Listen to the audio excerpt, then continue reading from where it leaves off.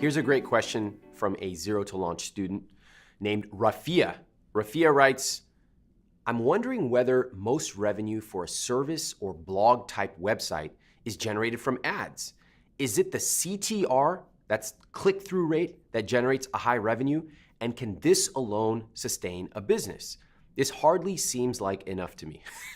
So what Rafia is really asking is, how do these websites make money? What are the different options I have? What are the different business models that some online businesses use? So after creating different business models and testing them with my site for over 11 years, I've found what works for me, and I also know friends who use different business models. So I figured I'd walk you through some of those business models today and tell you what happened when I implemented them. Now, the first and most common business model that almost everybody knows about is ads. Ads mean you put a simple Google AdSense ad up on your site or any other type of ad, and as you get more traffic, some people will click it and you get a few cents or sometimes even a few dollars per click. There's different types of ads, but I'm generally simplifying it here. What I did was I put up some basic ads and I realized it really doesn't make that much money. And as you start to get deeper and deeper into the ad world, you will realize that ads don't make you a substantial amount of money until you really have a large amount of visitors. So typically for websites, these are often like 50 million plus visitors a month. That's a lot of traffic. And by the way, if you're wondering, Ramit, what does a lot mean to you? Back when I started in 2004, my basic idea was if I can't cover my rent with ads, why bother? They're ugly, they're distracting, and I end up spending more time optimizing the CTR on the ads than actually writing great content. So after trying that experiment for a little while, I sort of checked the box and said, not interested. The next business model I tried was sponsorships. Now, if you've been on an email list, something like a Thrillist, you might be familiar with sponsorships. Companies will come in and say, we want to sponsor an email or we want to buy a dedicated ad.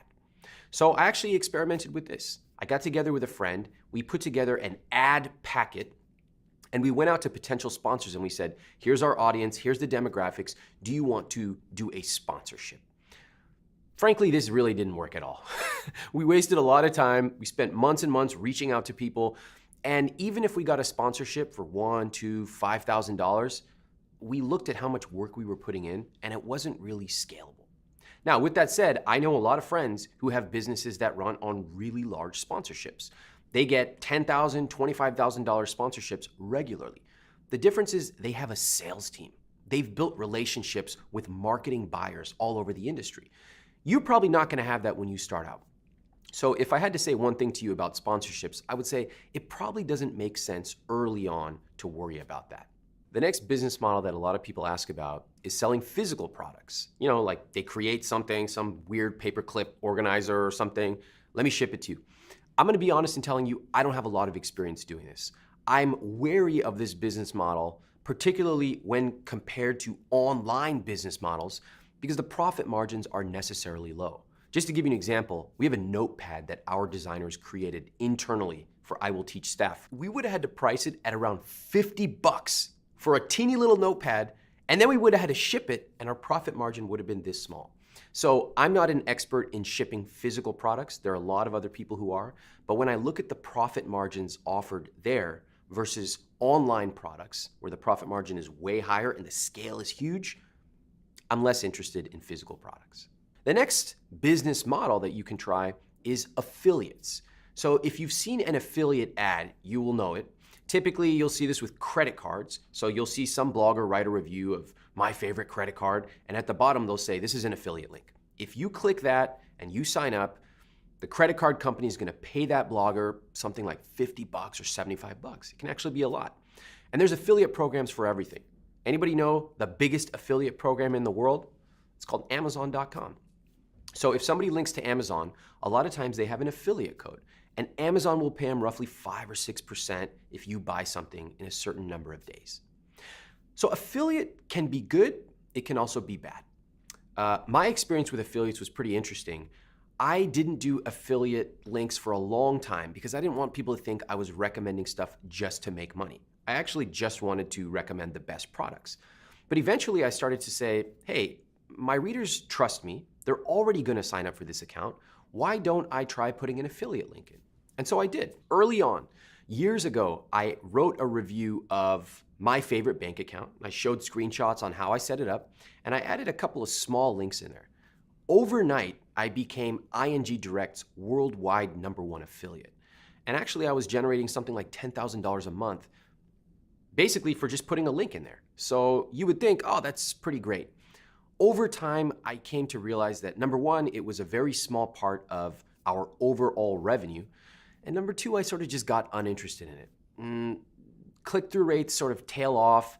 I found myself having to deal with these advertisers a lot. And eventually I just realized I'm not really interested in the affiliate game long-term. I'd rather just make a recommendation. You can trust that it's there because it's the best product, not because you worry about me making a buck on the side.